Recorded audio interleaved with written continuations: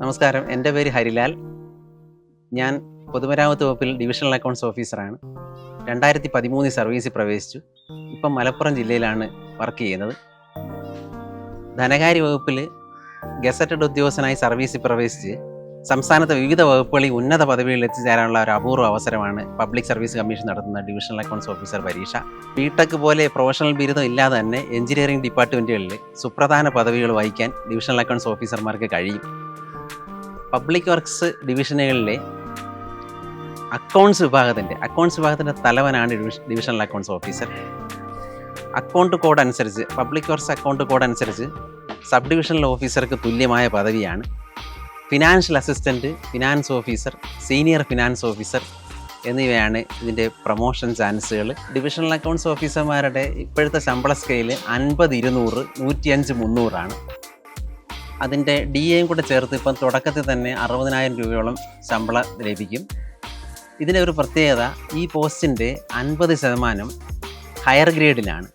Higher ഗ്രേഡിൻ്റെ ശമ്പള scale 55, 200, 115, 300 50% higher grade ആയതുകൊണ്ട് ശമ്പളത്തിലൊരു നല്ലൊരു വർധനവ്, 6,000 രൂപയോളം വർധനവ് തന്നെ സർവീസ് പ്രവേശിച്ച ഉടൻ തന്നെ ഉണ്ടാവാറുണ്ട്. പ്രൊമോഷൻ സാധ്യതകൾ financial assistant, finance officer, senior finance officer എന്നിങ്ങനെയാണ് പ്രൊമോഷൻ സാധ്യതകൾ. ഫിനാൻഷ്യൽ അസിസ്റ്റൻറ്റ് എന്ന് പറയുന്നത് ഏതാണ്ട് KS ഉദ്യോഗസ്ഥരെ പോസ്റ്റ് ചെയ്യുന്ന തസ്തികയാണ് സർക്കിൾ ഓഫീസുകളിലുള്ളത്. ഫിനാൻസ് ഓഫീസറും സീനിയർ ഫിനാൻസ് ഓഫീസറും കളക്ട്രേറ്റുകളിലും വകുപ്പ് മേധാവിയുടെ ഓഫീസുകളിലുമാണ് ഉള്ളത്. IAS ഉദ്യോഗസ്ഥന്മാരോടൊപ്പം വകുപ്പ് മേധാവികളോടൊപ്പമാണ് ജോലി ചെയ്യേണ്ടി വരുന്നത്. ഡിവിഷണൽ അക്കൗണ്ട്സ് ഓഫീസർ പരീക്ഷ 2 ഘട്ടമായിട്ടാണ് നടത്തുന്നത്, 3 ഘട്ടമായിട്ടാണ് നടത്തുന്നത്, ഇൻ്റർവ്യൂ കൂടെ ചേർത്ത്. Preliminary, main, interview. അപ്പോൾ പ്രിലിമിനറിക്ക് നോട്ടിഫിക്കേഷൻ വന്നു കഴിഞ്ഞു. മെയ് 15 പ്രിലിമിനറി പരീക്ഷ നടക്കും. ഇതിന് കൃത്യമായ സിലബസ് ഉണ്ട്. 3 പേപ്പറുകളായിട്ടാണ് നടത്തുന്നത്. 100 മാർക്കിനുള്ള ഒബ്ജക്റ്റീവ് പരീക്ഷയാണ് പ്രിലിമിനറിയിൽ. 3 ഡിസ്ക്രിപ്റ്റീവ് പേപ്പറാണ് മെയിനിനുള്ളത്. ആദ്യത്തെ paper general English, general knowledge. രണ്ടാമത്തെ പേപ്പർ എലിമെൻ്ററി ബുക്ക് കീപ്പിംഗ്. മൂന്നാമത്തെ പേപ്പർ അരിത്തമെറ്റിക് ആൻഡ് മെൻസുറേഷൻ. ഇതിൻ്റെ പ്രത്യേകത, ഇത് ഓരോ പേപ്പറിനും minimum cut off mark PSC നേരത്തെ തന്നെ പറഞ്ഞിട്ടുണ്ട്. മറ്റു പരീക്ഷയ്ക്കില്ലാത്ത പോലെ ജനറൽ നോളജ്, ജനറൽ ഇംഗ്ലീഷ് ആ പേപ്പറിന്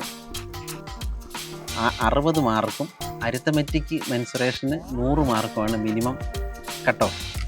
ഈ പരീക്ഷയുടെ സിലബസ് സാധാരണയായി +2 നിലവാരത്തിലുള്ള ചോദ്യങ്ങളാണ് എന്നാണ് പറയുന്നത്. അപ്പോൾ ഇതിന് പഠിക്കേണ്ട പുസ്തകങ്ങൾ PSC തന്നെ പറഞ്ഞിട്ടുണ്ട്. എന്നാൽ ആ പുസ്തകങ്ങൾ പലപ്പോഴും മാർക്കറ്റിൽ കിട്ടാറില്ല.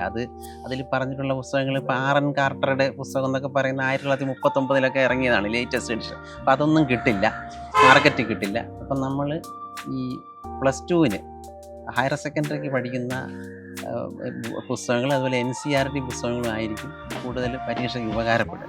അപ്പോൾ ഈ ഒരു പോസ്റ്റിലേക്കുള്ള സ്റ്റഡി സ്ട്രാറ്റജിയെ പറ്റി പറയുകയാണെങ്കിൽ 2 കാര്യങ്ങൾ ശ്രദ്ധിക്കണം. ഒന്ന്, ഈ മിനിമം മാർക്ക് പറഞ്ഞതുകൊണ്ട് ആ കട്ട് ഓഫ് ക്ലിയർ ചെയ്യുന്ന ഒരു ഘട്ടം. രണ്ടാമതായിട്ട് സ്കോറിങ് ഘട്ടം. അപ്പോൾ ഏത് ബാക്ക്ഗ്രൗണ്ടിലുള്ളവർക്കും ടോപ്പ് റാങ്കിൽ വരാനുള്ള ഒരു അവസരം കൂടി ഇതിനകത്തുണ്ട്. ആദ്യം തന്നെ ഈ കട്ട് ഓഫുകൾ ശ്രദ്ധിക്കുക.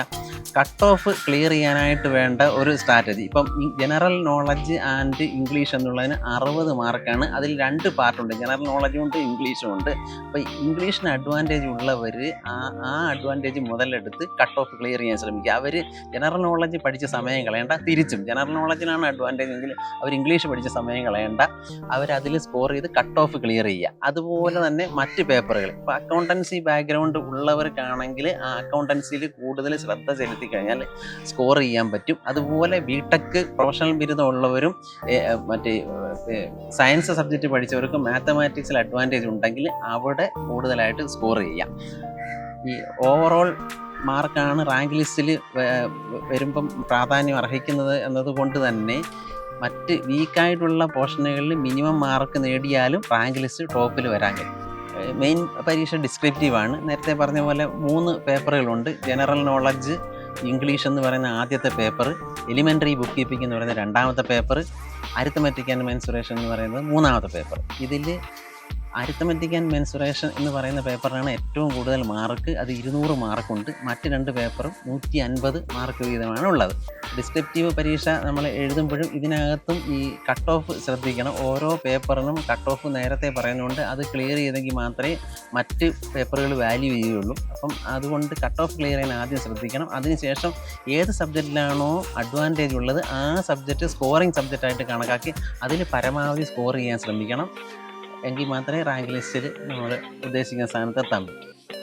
മറ്റൊരു കാര്യം പറയാനുള്ളത്, 3 കാറ്റഗറി ഉദ്യോഗാർത്ഥികൾക്കാണ് ഈ പരീക്ഷ എഴുതാൻ അവസരമുള്ളത്. ആദ്യത്തെ കാറ്റഗറിയിൽ എഞ്ചിനീയറിംഗ് ഡിപ്പാർട്ട്മെൻറ്റിലെ ജൂനിയർ സൂപ്രണ്ടുമാർക്ക്, രണ്ടാമത്തെ കാറ്റഗറി ഓപ്പൺ മാർക്കറ്റ്, മൂന്നാമത്തെ കാറ്റഗറി UD ക്ലർക്ക് അല്ലെങ്കിൽ അസിസ്റ്റൻറ്റുമാർക്ക്. ഇതിൽ ആദ്യത്തെ കാറ്റഗറി ഈ ജൂനിയർ സൂപ്രണ്ടുമാരുടെ കോട്ടയിൽ നിന്ന് വർഷങ്ങളായിട്ട് ആരും തന്നെ ക്വാളിഫൈ ചെയ്യാറില്ല. അപ്പോൾ ഒരു ഹൈക്കോടതി വിധിയുടെ അടിസ്ഥാനത്തിൽ ഇതും കൂടെ ഓപ്പൺ മാർക്കറ്റിൽ നിന്ന് നികത്തുകയാണ്. അപ്പോൾ തയ്യാറെടുക്കുന്നവർക്ക് ധാരാളം അവസരമുണ്ട്. ആ വേക്കൻസി കൂടെ ഓപ്പൺ മാർക്കറ്റിൽ നിന്ന് നികത്തുന്നതുകൊണ്ട്. ഈ പരീക്ഷയുടെ പ്രത്യേകത, ഇതിൻ്റെ റാങ്ക് ലിസ്റ്റിൻ്റെ വാലറ്റത്ത് വന്നാൽ പോലും നിയമനം ലഭിക്കും. കാരണം പലപ്പോഴും വേക്കൻസികളുടെ എണ്ണത്തിന് അത്രയും ആളുകൾ പാസ്സാവാറില്ല. റാങ്ക് ലിസ്റ്റിൽ എവിടെയെങ്കിലും ഉൾപ്പെട്ടാൽ മതി, നിയമനം ഉറപ്പാണ്.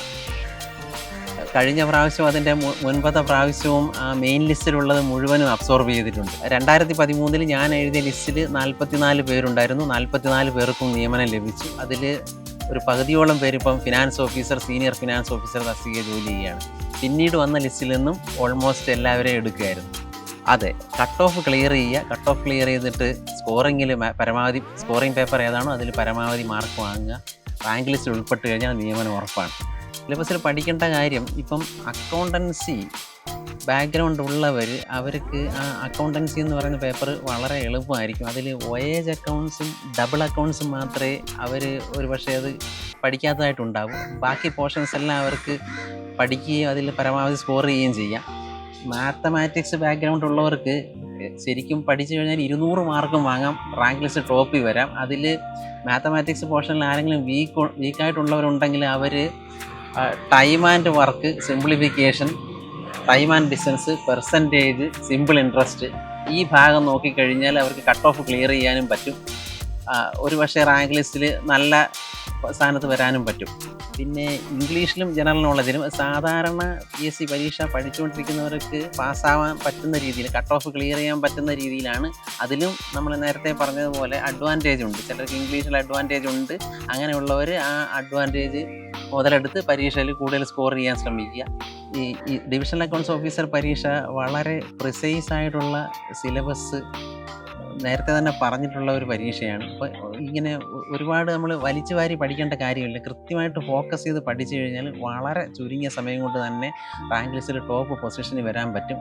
ഈ PSCയുടെ മറ്റ് പരീക്ഷ പോലെ ഒരുപാട് നമ്മൾ സമയം കളയേണ്ടതില്ല. വളരെ ഫോക്കസ്ഡ് ആയിട്ട് പഠിച്ചു കഴിഞ്ഞാൽ ലിസ്റ്റിൽ വരാൻ പറ്റും. സ്വകാര്യ മേഖലയിൽ എത്ര തന്നെ അവസരങ്ങൾ ഉണ്ടെങ്കിൽ തന്നെയും ഇന്നും ഒരു സാധാരണ ഉദ്യോഗാർത്ഥിയുടെ സ്വപ്നം സർക്കാർ ജോലി തന്നെയാണ്.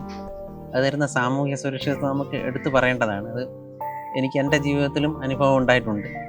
നമുക്ക് ഗസറ്റഡ് തസ്തികയിലേക്ക് നേരിട്ട് എൻട്രിക്ക്, പ്രൊഫഷണൽ ബിരുദമില്ലാതെ നേരിട്ട് ഗസറ്റഡ് തസ്തികയിലേക്ക് പ്രവേശിക്കാനായിട്ട് വളരെ ചുരുങ്ങിയ അവസരങ്ങൾ മാത്രമേ ഉള്ളൂ. അപ്പോൾ അതിൽ ഏറ്റവും വലിയ അവസരങ്ങളൊന്നാണ് ഡിവിഷണൽ അക്കൗണ്ട്സ് ഓഫീസർ. ഇതിൽ കൂടെ വളരെ ചുരുങ്ങിയ സമയത്തിനുള്ളിൽ തന്നെ ഉന്നത പദവികളിലേക്ക് എത്തിപ്പെടാൻ പറ്റും. ഡിവിഷണൽ അക്കൗണ്ട്സ് ഓഫീസർ പരീക്ഷ സാധാരണ ഒരു 5 വർഷ ഗ്യാപ്പെങ്കിലും വരാറുണ്ട് വിളിക്കാനായിട്ട്. ഈ ഏത് ബാക്ക്ഗ്രൗണ്ടിലുള്ളവർക്കും, അക്കൗണ്ടൻസി പഠിച്ചവർക്കും, എഞ്ചിനീയറിംഗ് ബാക്ക്ഗ്രൗണ്ട് ഉള്ളവർക്കും, മറ്റേ സയൻസ് സബ്ജക്റ്റ് പഠിച്ചവർക്കും, ആർട്സ് പഠിച്ചവർക്കും എല്ലാം അപ്പിയർ ചെയ്ത് ഉയർന്ന റാങ്ക് നേടിയെടുക്കാൻ വരുന്ന തരത്തിലാണ് അതിൻ്റെ സിലബസ് നിലനിൽക്കുന്നത്. ഇതിൽ ഞാൻ കണ്ട ഒരു കാര്യം, ഈ അക്കൗണ്ടൻസി ബാക്ക്ഗ്രൗണ്ടിലുള്ളവരെ, അക്കൗണ്ടൻസി ബാക്ക്ഗ്രൗണ്ടിൽ നിന്ന് വരാത്തവർ അക്കൗണ്ടൻസി പഠിച്ച് ഹൈ മാർക്ക് വാങ്ങിച്ച അവസരങ്ങളുണ്ട്. അതുപോലെ തന്നെ മാത്തമാറ്റിക്സ് പഠിച്ചവർ മാത്തമാറ്റിക്സിൽ കുറഞ്ഞ സ്കോർ ചെയ്യുകയും അക്കൗണ്ടൻസിയിൽ കൂടുതൽ സ്കോർ ചെയ്യുകയും ചെയ്തിട്ടുണ്ട്. ഒരു പർട്ടിക്കുലർ ബാക്ക്ഗ്രൗണ്ടിൽ നിന്ന് വരുന്നു എന്നത് അഡ്വാൻറ്റേജ് അല്ല. എത്രയാണോ നമുക്ക് കിട്ടുന്ന സമയം അതിനനുസരിച്ച് ആ സിലബസ് നോക്കി പ്രിസൈസായിട്ട് പഠിക്കുന്നതിലാണ് കാര്യം. ഏത് ബാക്ക്ഗ്രൗണ്ടിലുള്ളവർക്കും കവർ ചെയ്യാൻ പറ്റുന്ന തരത്തിലാണ് ആ സിലബസ് PSC പ്രിസ്ക്രൈബ് ചെയ്തിട്ടുള്ളത്. ഡിവിഷണൽ അക്കൗണ്ട് പരീക്ഷയ്ക്ക് തയ്യാറെടുക്കുന്നവർക്ക് ഉണ്ടാകുന്നൊരു സംശയമാണ് ഈ പ്രിലിമിനറിക്കും മെയിനും വേറിട്ട് പഠിക്കണമെന്നുള്ളത്. യഥാർത്ഥത്തിൽ ഈ മെയിൻ പരീക്ഷയുടെ സിലബസിൻ്റെ ഒരു സബ്സെറ്റാണ് പ്രിലിമിനറി എന്ന് പറയുന്നത്. അപ്പോൾ ഒന്നിച്ച് പഠിക്കുന്നതാണ് ഏറ്റവും നല്ലത്. ഒന്നിച്ച് പഠിച്ച് പ്രിലിമിനറി കിട്ടും എന്നുള്ള രീതിയിൽ തന്നെ മുന്നോട്ട് പോവുക, മെയിൻ പരീക്ഷയ്ക്ക് തയ്യാറാവുക. ഡിവിഷണൽ അക്കൗണ്ട്സ് ഓഫീസർമാർക്ക് അക്കൗണ്ടൻറ്റ് ജനറലാണ് ട്രെയിനിങ് തരുന്നത്. CTFIM, centre for training in financial management, നമ്മുടെ പാളയത്തെ യൂണിവേഴ്സിറ്റി ക്യാമ്പസിനകത്താണ് ട്രെയിനിങ് സെൻറ്റർ. 1 വർഷത്തെ പരിശീലനമാണ്. Accounts, audit, establishment, administration, legal, അങ്ങനെ വിവിധ വിഷയങ്ങളിൽ സമഗ്രമായ പരിശീലനമാണ്. കേരളത്തിലെ ഏത് ഡിപ്പാർട്ട്മെൻറ്റും കൈകാര്യം ചെയ്യാൻ, അതിലെ ഇഷ്യൂസ് കൈകാര്യം ചെയ്യാൻ പ്രാപ്തരാക്കുന്ന വിധത്തിൽ സമഗ്രമായ പരിശീലനമാണ് അക്കൗണ്ടൻറ്റ് ജനറൽ തരുന്നത്. ഡിവിഷണൽ അക്കൗണ്ട്സ് ഓഫീസർമാരുടെ നിയമനാധികാരി അഡീഷണൽ ചീഫ് സെക്രട്ടറി ഫിനാൻസ് ആണ്. അപ്പം ഗവൺമെൻറ് നേരിട്ട് നിയമിച്ച് പരിശീലനം അക്കൗണ്ടൻറ്റ് ജനറലിൻ്റെ മേൽനോട്ടത്തിൽ നൽകി നിയമിക്കപ്പെടുന്ന ഒരു തസ്തിക എന്ന പ്രത്യേകത കൂടി ഇതിനുണ്ട്. ഈ പരീക്ഷയ്ക്കും പ്രീവിയസ് ഇയർ ക്വസ്റ്റ്യൻ പേപ്പേഴ്സ് വളരെ ഇമ്പോർട്ടൻ്റ് ആണ്. പ്രെഡിക്റ്റബിൾ പാറ്റേൺ കിട്ടും. ഏത് രീതിയിൽ ചോദ്യങ്ങൾ വരും എന്നുള്ള ഒരു pattern previous year question papers പഠിച്ചാൽ കിട്ടും. നമുക്കുള്ള ഒരു പ്രശ്നം വളരെ കുറച്ച് പ്രീവിയസ് ഇയർ എക്സാംസേ കാണുകയുള്ളൂ. എന്നാൽ തന്നെ അത് പഠിച്ചു കഴിഞ്ഞാൽ ചോദ്യത്തിന് ട്രെൻഡ് കിട്ടും. അത് പരീക്ഷ അഭിമുഖീകരിക്കാൻ പോകുന്നവർക്ക് വളരെ പ്രയോജനകരമാണ്. അക്കൗണ്ടൻസി ബാക്ക്ഗ്രൗണ്ട് ഇല്ലാത്തവർ കട്ട് ഓഫ് ക്ലിയർ ചെയ്യാനായിട്ട് accountancy book keeping up to trial balance എന്നൊരു ഭാഗമുണ്ട്.